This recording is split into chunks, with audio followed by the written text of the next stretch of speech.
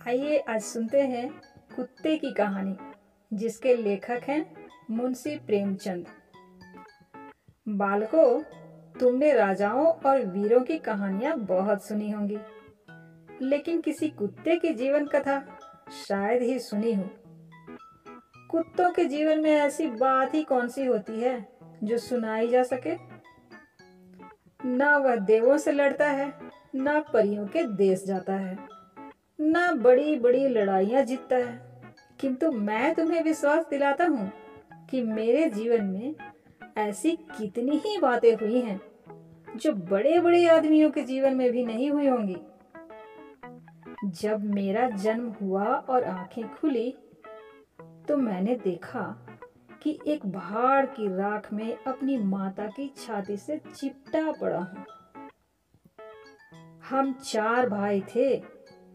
3 भाई लाल थे, पर मैं काला था। उस पर सबसे छोटा और सबसे कमजोर। माताजी हम लोगों के पास कम ही रहती थी। वह रात रात भर जागकर गांव की रक्षा करती थी, पर इतना सब करने पर भी उन्हें खाने को कोई नहीं देता था। हम लोगों की चिंता उन्हें परेशान कर देती थी। बेचारी को जब भूख सताती तो चोरी से लोगों के घरों में घुस जाती। उन्हें खाने की जो चीज मिल जाती लेकर निकल भागती। एक दिन बड़ी ठंड पड़ी, बादल छा गए और हवाएं चलने लगी। हमारे 2 भाई ठंड न सह सके और वह मर गए। हम 2 भाई रह गए। हमारी माँ बहुत रोई। जब हम 2 भाई बड़े हुए तो लड़कों ने हमारे साथ खेलना शुरू किया। मैं बहुत खूबसूरत था। मुझे एक पंडित का लड़का पकड़कर ले गया, जबकि मेरे भाई को एक डफाली का लड़का पकड़कर ले गया। मैं पंडित जी के घर पर पलने लगा और मेरा भाई डफाली के घर। उसे लोग जकिया कहने लगे, तो काले रंग के कारण मेरा नाम पड़ा कल्लू। जाड़े का मौसम था।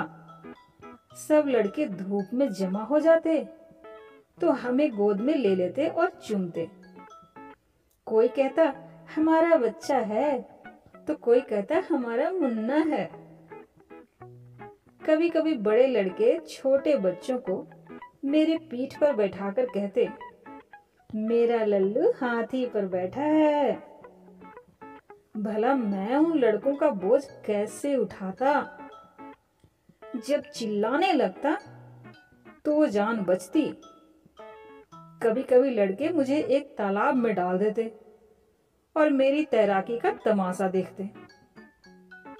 जब मैं बाहर निकलने के लिए छटपटाने लगता तो लड़के हंस हंस कर कहते, देखो कल्लू कैसे तैरता है। क्या बतलाऊं कि उस समय कितना गुस्सा आता था। बार बार ये जी चाहता था कि कोई इन दुष्टों को भी इस तरह डुबकिया देता पानी में, तो इनकी आंखें खुलती। हम 2 भाइयों में सुखी तो कोई नहीं था, परंतु जकिया की दशा मेरे से अच्छी थी।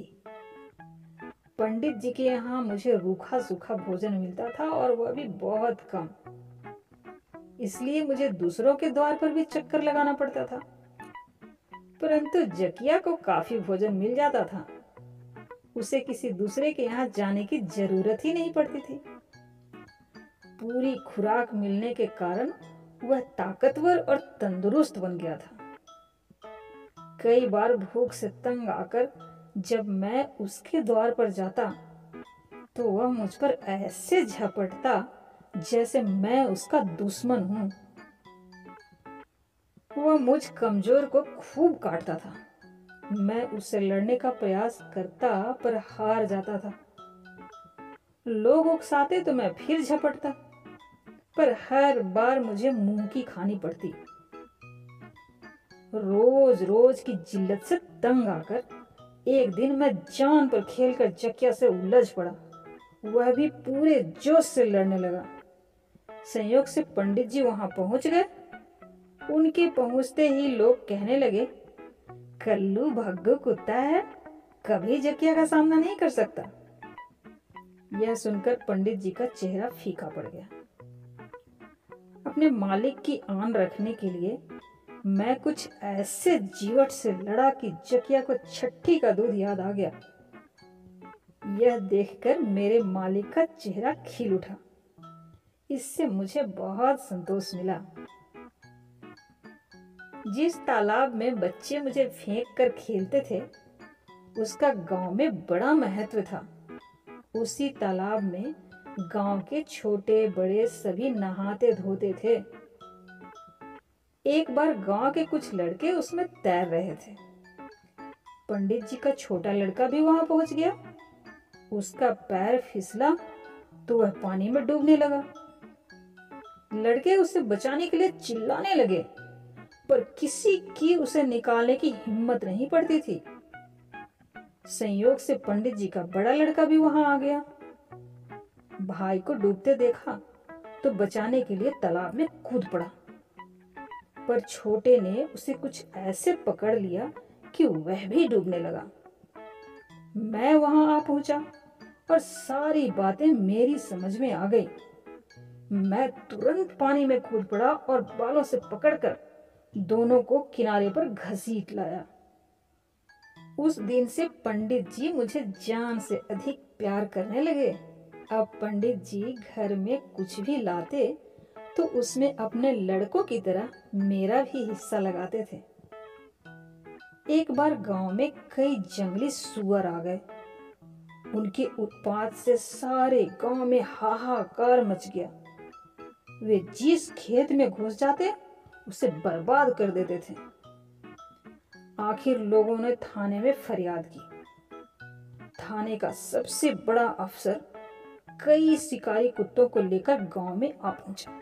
गांव के सब आदमी तमाशा देखने के लिए जमा हो गए। जब मैं साहब के पास पहुंचा तो मेरी निगाह उन कुत्तों पर पड़ी जो साहब के साथ आए थे। वे सब एक वाहन में बैठे हुए थे जिसे साहब लोग जीप कहते थे। अपने उन भाग्यवान भाइयों को देखकर मैं गर्व से फूल उठा कि मेरी जाति में भी ऐसे लोग हैं जो अफसर के साथ मोटर में बैठते हैं। साहब बहादुर अपने कुत्तों के साथ वहां पहुंचे जहां सुअरों का अड्डा था। साहब के कुत्ते उन पर टूट पड़े। उनकी बहादुरी देखकर लोग वाह वाह कर उठे। अब मेरे मन में भी उमंग उठी। सोचा एक दिन तो मरना ही है, क्यों न कुछ ऐसा कर दिखाऊं कि इन कुत्तों को भी पता चल जाए कि इस गांव में भी कोई वीर है। इतने में एक सुअर आता दिखाई दिया। मैंने उसे मार गिराया। सबने मेरी तारीफ की। साहब भी खुश हुए। साहब ने पूछा, यह किसका कुत्ता है? पंडित जी ने गर्व से अपना नाम बताया। साहब ने कहा, आपका कुत्ता तो बड़ा बहादुर है।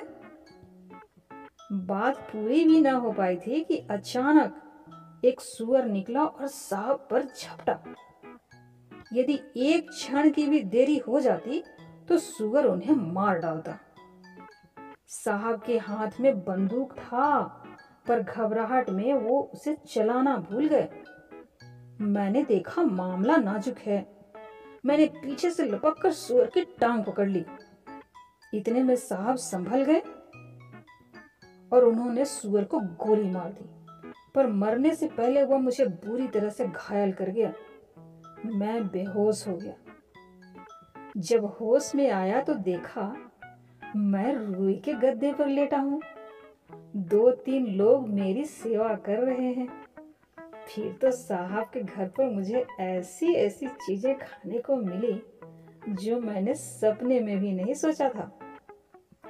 साहब मुझे अपने साथ घुमाने ले जाते, पर उनके साथ रहते हुए भी मुझे पंडित जी की बड़ी याद आती थी। पर साहब ने मुझे अपने साथ रखने की जिद ठान ली थी। आखिर मैंने उनकी जान जो बचाई थी। कुछ दिन रहने के बाद साहब अपनी मेम के साथ विदेश घूमने निकले। उन्होंने मुझे भी साथ ले लिया। हम लोग लगभग 1 महीने तक जहाज पर रहे। यह लकड़ी का ऊंचा सा मकान था। जहां तक निगाह जाती, ऊपर नीला आकाश दिखाई देता था तो नीचे नीला पानी। मैं डर के मारे भौंकता ही रहता था। एक रात बादल घिरा, तेज हवाएं चलने लगी। हमारा जहाज लहरों पर ऊपर नीचे हो रहा था। सब डरे हुए थे। ऐसी आंधी मेरे जीवन में एक बार पहले भी आई थी। तब गांव में सैकड़ों मकान गिरने से हजारों जानवर मारे गए थे। पर समुद्री आंधी तो बहुत भयानक थी। अचानक बिजली चली गई और पूरे जहाज पर अंधकार हो गया। एकाएक जहाज किसी चीज से टकराया। एक भयंकर आवाज हुई और लगा कि जहाज नीचे पानी में घुसता जा रहा है। मेरे साहब और मेम साहब एक दूसरे से मिलकर रो रहे थे। उनके लिए मेरा कलेजा फटा जा रहा था। सोच रहा था कि कैसे उन्हें बचाऊं। मेरा बस चलता तो दोनों को अपनी पीठ पर बैठाकर समुद्र में कूद पड़ता। तभी जहाज पूरी तरह से पानी में डूब गया। सभी तैरने का प्रयास करने लगे। कोई कहीं बहे जा रहा था तो कोई कहीं। मुझे अपने साहब के लिए रोना आ रहा था। तभी बिजली चमकी। उसकी रोशनी में मुझे अपने साहब और मेम साहब तैरते दिखाई पड़े। हम साथ साथ तैरने लगे। वे दोनों बेहोश थे और एक लकड़ी के तख्ते पर लेटे थे। मैं उस तख्ते को दिशा दे रहा था। कई घंटों तक तैरने के बाद मैं उनके साथ एक टापू पर पहुंचा। हम किनारे पर पहुंचे ही थे कि कुछ काले लोगों ने आकर हमें घेर लिया।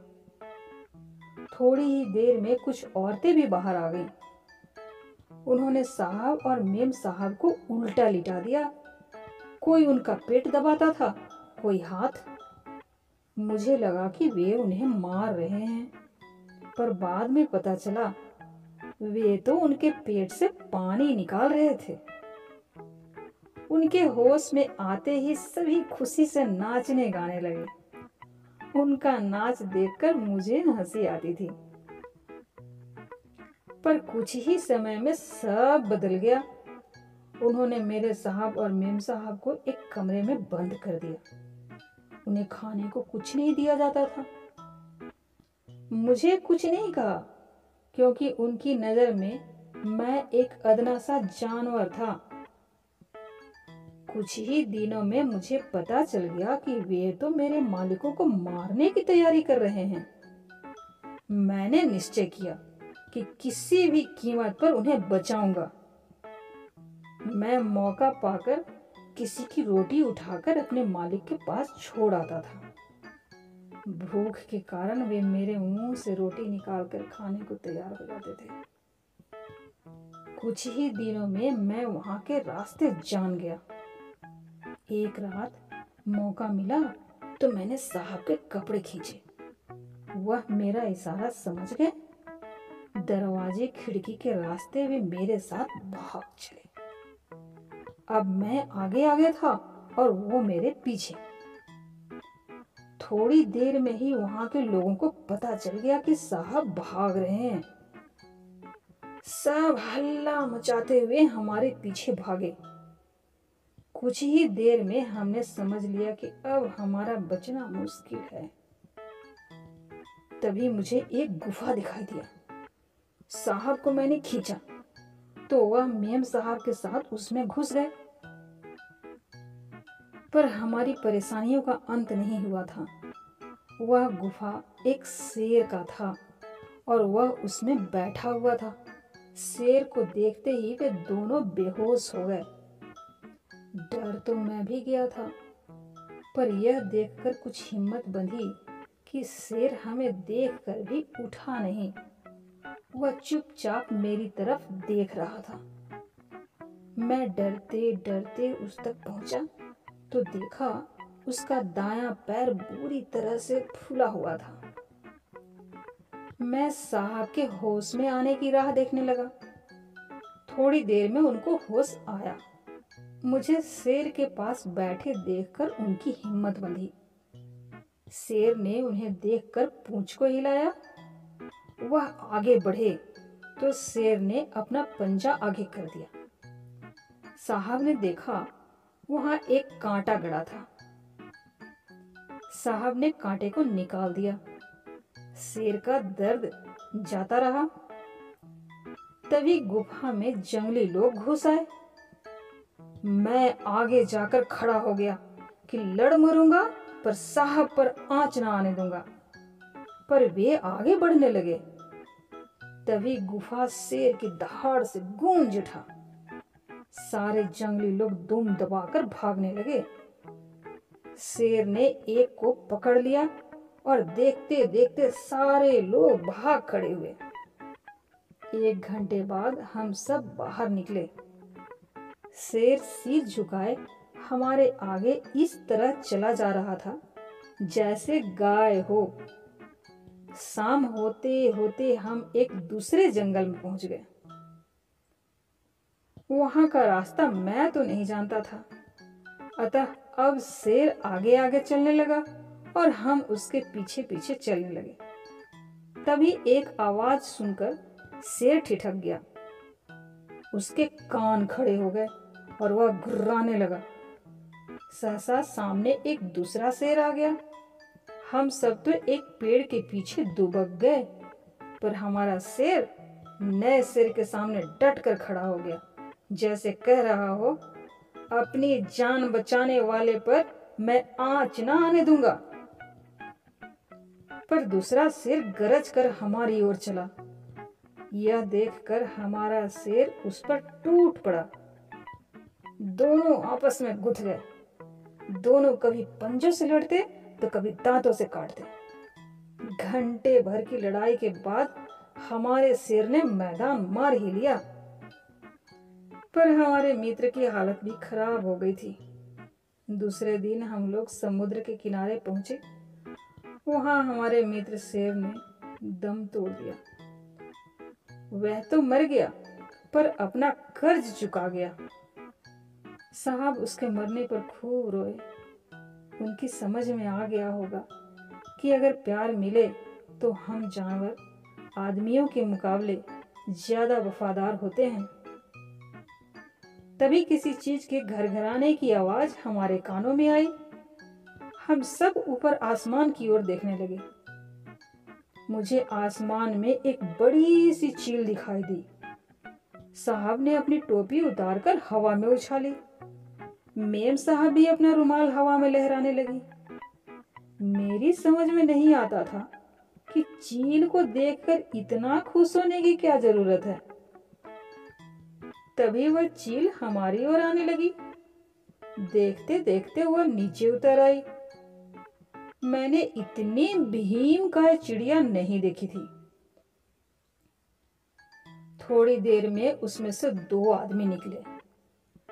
तब मुझे पता चला यह तो एक प्रकार की सवारी है जो लोगों को लेकर हवा में उड़ती है। उन्होंने मेरे साहब से कुछ बात की। फिर साहब ने मुझे गोद में उठा लिया। फिर हम सब उसी में बैठकर उड़ चले। हम पूरी रात उड़ते रहे। सब सो गए, पर डर के मारे मैं जगा रहा कि कहीं यह गिर ना पड़े। जब हम नीचे उतरे तो दंग रह गया। इतनी मुश्किल यात्रा करके हम सब अपने पुराने घर पर ही लौट आए थे। उस यंत्र से उतरकर हम सब एक मोटर में बैठकर अपने बंगले की ओर चले। घर पहुंचते ही मेरा तो आराम हराम हो गया। एक नौकर ने तुरंत मुझे नहलाया।